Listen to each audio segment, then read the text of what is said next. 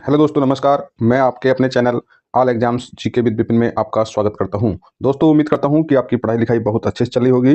दोस्तों की देखिए, जैसे कि आप जानते हैं कि अभी कल रात देर रात एसएससी जीडी का फाइनल रिजल्ट आउट हो चुका है। तो दोस्तों, जिन भी दोस्तों का इसमें सिलेक्शन हुआ उन्हें बहुत बहुत शुभकामनाएं। और देखिए, जो भी दोस्त इस परीक्षा में फाइनल रूप से रह गए हैं, या जो भी दोस्त अभी पहले जो फिजिकल के लिए मेरिट लगी थी उसी में भी रह गए हैं, तो दोस्तों देखिए, उम्मीद करता हूँ और आशा करता हूं कि ये आपके भविष्य के लिए कोई लास्ट भर्ती नहीं थी। तो दोस्तों देखिए, आपको जो नई भर्ती चल रही है, ठीक है, इस भर्ती को जो है मिशन वर्दी 2025 अपना टारगेट साबित करें, क्योंकि इस भर्ती को फाइनल रूप से आपको सिलेक्शन के रूप में स्वीकार करना है।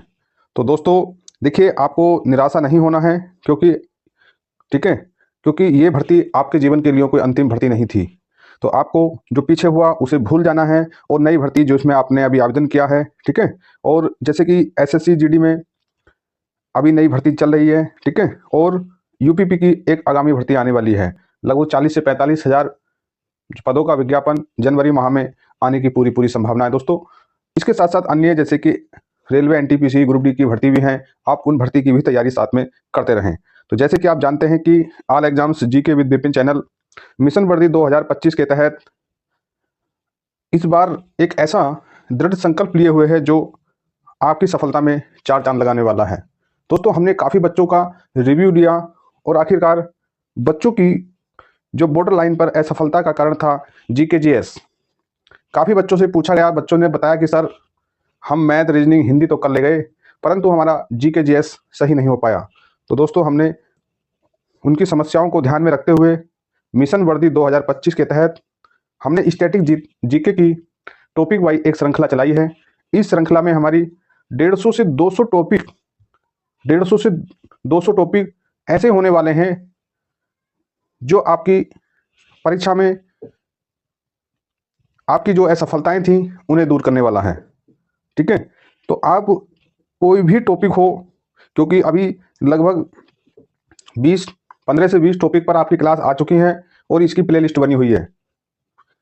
जब आपकी परीक्षा आते आते हम अपनी इस टारगेट को पूरा कर चुके होंगे और परीक्षा के लगभग 20 से 25 दिन पहले हम अपने 150 से 200 टॉपिक कवर कर चुके होंगे। तो दोस्तों देखिए, जो भी आपके दोस्त भाई बहन एसएससी जीडी यूपीपी रेलवे के साथ साथ अन्य जितनी भी प्रतियोगी परीक्षाओं की तैयारी करते हैं, तो कृपया इस क्लास को, इस चैनल को ज़्यादा से ज़्यादा अपने दोस्तों में शेयर करें। और जिन भी दोस्तों ने इस चैनल को सब्सक्राइब नहीं किया, तो कृपया दोस्तों इसे सब्सक्राइब कर लीजिए और एक प्यारा सा कमेंट करिए कि आप किस भर्ती की तैयारी कर रहे हैं। दोस्तों, जिन भी भाई बहनों के 5 कमेंट सबसे पहले आएंगे, अगली क्लास में हम उनका नाम जरूर लेंगे। तो चलिए अपनी क्लास स्टार्ट करते हैं। दोस्तों, आज का जो हमारा मेन टॉपिक है वो है कि इतिहास की प्रमुख घटनाएं। देखिए, इतिहास की जो प्रमुख घटनाएं हैं, इन घटनाक्रम को हम 1500 ईसा पूर्व से लेकर कारगिल के युद्ध तक देखने वाले हैं। ये जो घटनाएं क्रम है, ये 2 क्लास में होने वाले हैं। तो आज का जो घटनाक्रम, आज की जो क्लास में घटनाक्रम हम पढ़ने वाले हैं, ये 1500 ईसा पूर्व से लेकर 1857 की क्रांति तक जितनी महत्वपूर्ण घटनाएं हुई, आज हम उन सबको देखने वाले हैं। और एक दूसरी क्लास आएगी, उस क्लास में 1857 से लेकर कारगिल के युद्ध 1999 तक हम देखने वाले हैं। तो चलिए दोस्तों, अपनी क्लास स्टार्ट करते हैं। चलिए देखिए दोस्तों, अपनी क्लास स्टार्ट कर रहे हैं। अगर देखिए आपको क्लास अच्छी लगती है तो दोस्तों एक लाइक और अपने दोस्तों में इस क्लास को शेयर कर दें, ताकि उनका भी भला हो सके। तो दोस्तों देखिए, आपको क्या करना है, अपना जो मोबाइल को लैंडस्केप मोड में पकड़ना है, कान में ईयरफोन लगा लेनी है, ताकि आपका कॉन्सेप्ट आपकी क्लास पर कंसंट्रेट आपकी क्लास पर बना रहे, ठीक है। और इस क्लास के कॉन्सेप्ट को बड़े अच्छे से समझना है, हबड़ दबड़ नहीं करना, बहुत धैर्य से समझना। मैं आपसे कहता हूं कि आप अच्छे से 1-2 बार पढ़ लीजिएगा, बार बार पढ़ने की जरूरत नहीं है। बस जैसे ही आपका एग्जाम कुछ नजदीक आता है तो आपको सुपर फास्ट तरीके से आपको इनका क्या करना है, रिविजन करना है, ठीक है। तो देखिए, इतिहास की प्रमुख घटनाओं के बारे में हम पढ़ने वाले हैं। जैसे भी हम पहले ही बता चुके हैं कि ये जो क्लास हम 1500 ईसा पूर्व से लेकर 1857 क्रांति के आसपास तक पढ़ने वाले हैं, ठीक है। इसकी एक क्लास और आएगी। तो आज की क्लास थोड़ी सी लॉन्ग हो सकती है। अगर आप पढ़ने वाले विद्यार्थी हैं तो आपके लिए क्लास चाहे 20 मिनट की हो, 30 की हो, 1 घंटे की, आप उससे नहीं डरने वाले। तो चलिए दोस्तों, अपनी क्लास में देखते हैं आज का जो पहली घटनाएं हैं और घटना कौन सी है। तो देखिए, सबसे पहले देखिए कि भारत में आर्यों का जो आगमन कब हुआ था। तो दोस्तों, बस आपको इन जो घटनाएं हैं, इन घटनाओं के जो तिथि हैं, इन्हें या जो वर्ष ईस्वी, ईसा पूर्व, ईसी, तो आपको इन्हें ध्यान रखना है। इसमें आपको और ज़्यादा कुछ कैलकुलेशन करने की जरूरत नहीं है, बस आपको एक सीरियल वाइज तरीके से पढ़ना है। तो भारत में आर्यों का जो आगमन 1500 ईसा पूर्व में हुआ था। अच्छा, ये आर्य भारत में आए कहाँ से थे? तो ये मध्य एशिया से आए थे। ठीक है, चलिए अगली घटना देखिए। अगली घटना है कि ऋग वैदिक काल का समय कब से कब तक था। तो देखिए, ऋग वैदिक काल का जो समय था 1500 ईसा पूर्व से लेकर 1000 ईसा पूर्व तक। ठीक है, चलिए देखिए अगली जो घटना है वो कौन सी है। दोस्तों, आपको एक के बाद एक घटना से अवगत कराया जा रहा है, कृपया आपको इसे ध्यान पूर्वक सुनना है। ठीक है,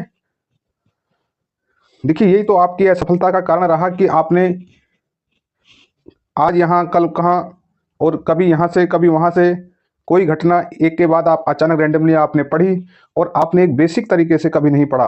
तो आपकी सफलता और आपका जो डाउट इन्हीं चीज़ों में बने रहे। तो काफ़ी रिव्यू के बाद हमें ये क्लास स्टैटिक जीके की हमें शुरू करनी पड़ी। तो चलिए देखिए अगली घटना कौन सी है। अगली घटना है कि देखिए, ऋग वैदिक काल के बाद जो समय आता है उत्तर वैदिक काल का।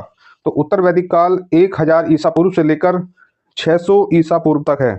ठीक है, उत्तर वैदिक काल का समय 1000 ईसा पूर्व से लेकर 600 ईसा पूर्व तक है। ठीक है, अच्छा देखिए, अब हम कहाँ तक पहुँचे? 600 ईसा पूर्व तक।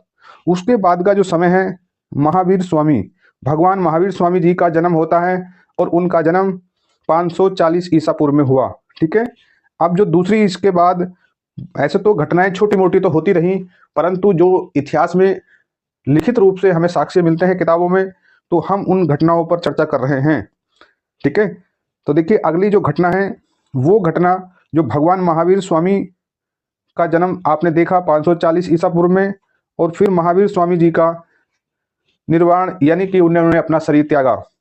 तो महावीर स्वामी जी का जो निर्वाण यानी कि उनका शरीर त्यागने की जो तिथि है वो 468 ईसा पूर्व, लगभग देखते हैं तो इन्होंने 72 वर्ष की आयु में, कितना, 72 वर्ष की आयु में अपना शरीर त्याग दिया। ठीक है, उसके बाद जो घटना होती है, यानी कि ये घटना महावीर स्वामी के जन्म के, ठीक है, पहले की है, क्योंकि आपने देखा कि महावीर स्वामी जी का जन्म 540 ईसा पूर्व में हुआ, परंतु गौतम बुद्ध जी का जन्म उनसे पहले हो चुका था।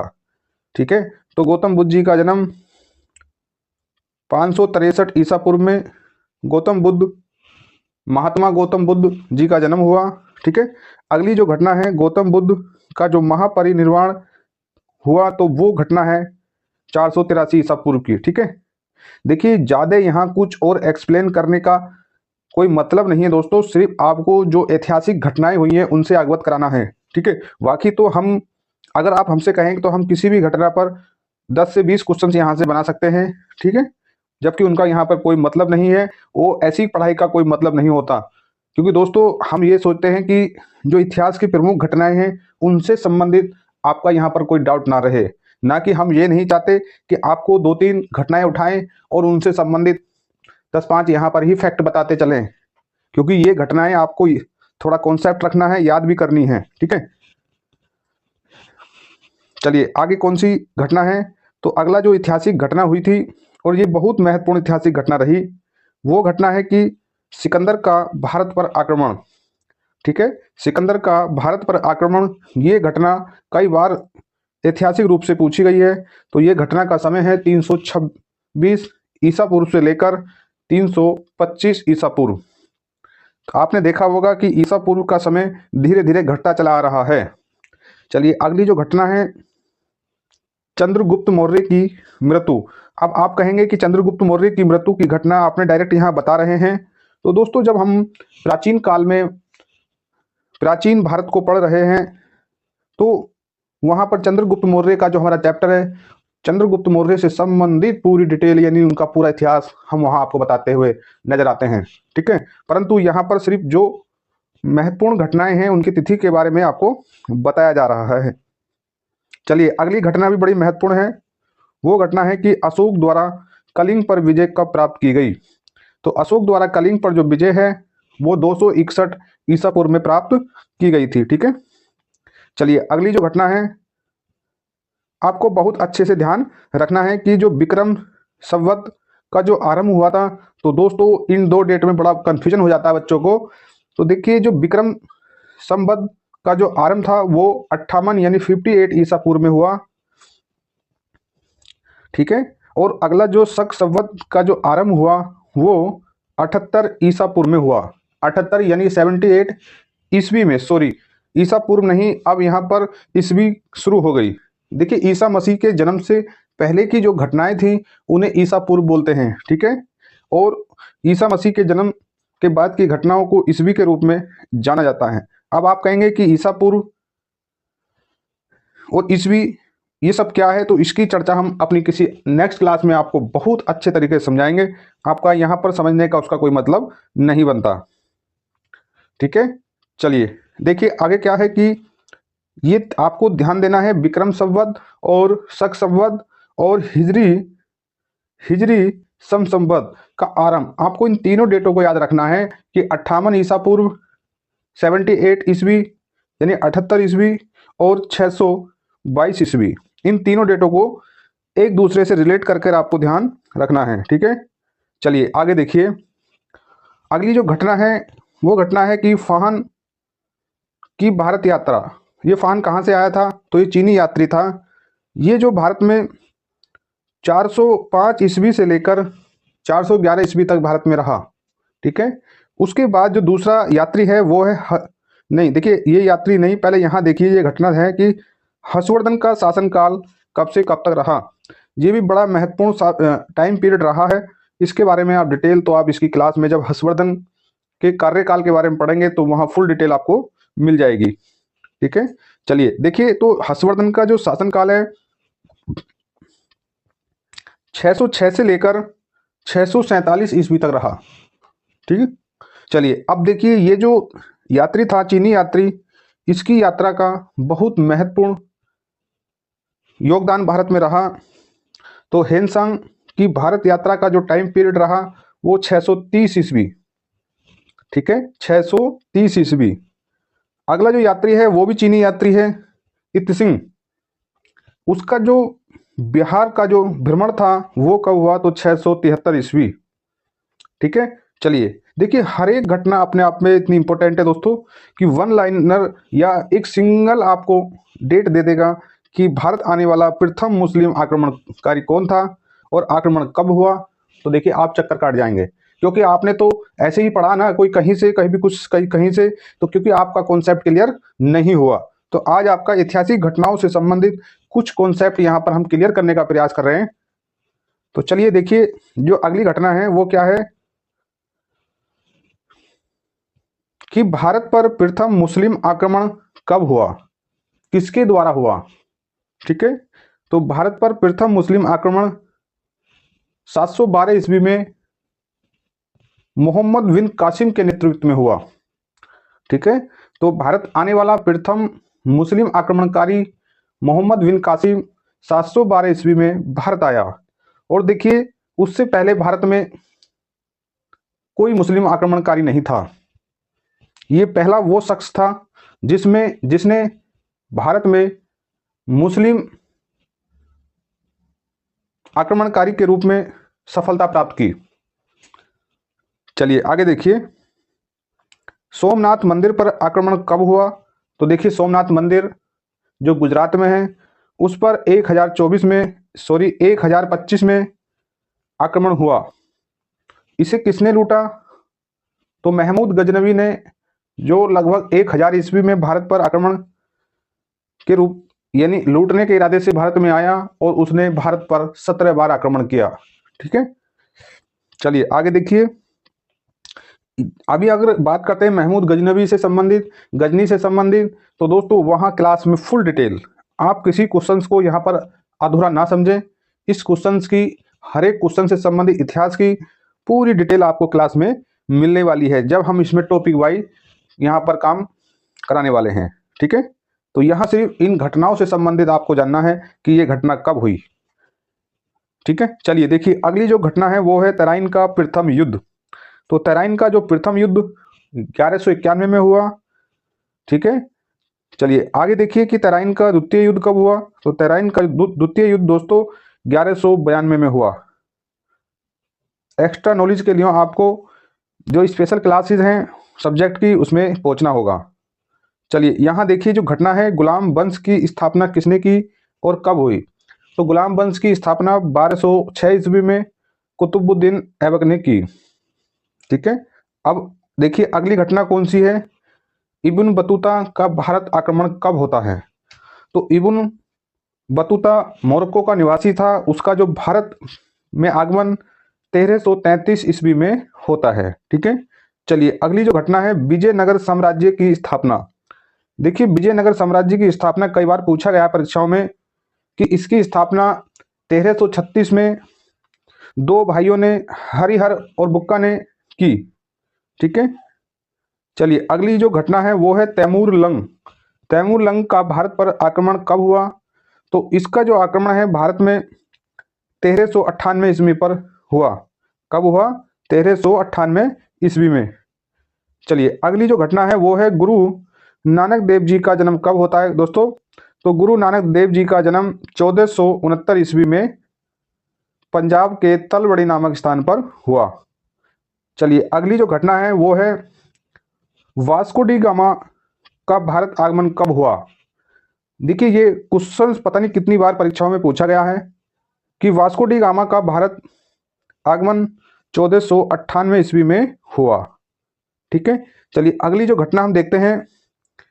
देखिए एक के बाद एक जो घटना है वो महत्वपूर्ण घटना का जिक्र यहाँ पर किया गया है।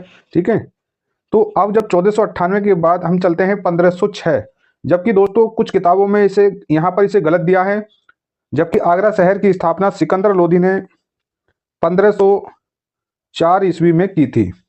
यहाँ पर 6 लिखा है दोस्तों, जो मिस्टेक है। ठीक है, तो आगरा शहर की स्थापना सिकंदर लोदी ने 1504 ईस्वी में की थी। चलिए अगली जो घटना है वो है चौसा का युद्ध। तो देखिए चौसा का युद्ध जो है 1539 ईस्वी में हुआ। अगली जो घटना है कन्नौज या विलग्राम का जो युद्ध वो 1540 ईस्वी में हुआ। अगली जो महत्वपूर्ण घटना वेरी वेरी इंपॉर्टेंट कि पानीपत का प्रथम युद्ध। आपको पता होना चाहिए कि पानीपत के 3 युद्ध थे। तो प्रथम युद्ध कब हुआ। तो प्रथम युद्ध 1526 ईस्वी में हुआ। ठीक है, किस किस के बीच हुआ, बाबर और इब्राहिम लोदी के मध्य हुआ, जिसमें बाबर की विजय हुई। चलिए अगली जो घटना है वो है पानीपत का द्वितीय युद्ध। तो पानीपत का द्वितीय युद्ध 1556 ईस्वी में हुआ। इसी प्रकार देखना है कि पानीपत का तृतीय युद्ध। देखिए तीनों पानीपत के युद्ध को क्रमवार रख दिया गया है ताकि आपको इनकी ईस्वी का पता हो। ठीक है, तो देखिए जैसे पानीपत के 2 युद्ध 1526 1556, परंतु पानीपत का तीसरा युद्ध बहुत दिन के बाद देखिए 1761 में हुआ। चलिए तो देखिए इस घटना को इसके बाद रख दिया गया था, परंतु इसके अगली घटना देखिए इसके कंटिन्यूटी बनाते हुए अकबर का जन्म। अकबर का जन्म 1542 यानी कि अक्टूबर 1542 में अकबर का जन्म हुआ। ठीक है, और देखिए इसकी बात की जो महत्वपूर्ण घटना है अकबर का राज्यारोहण।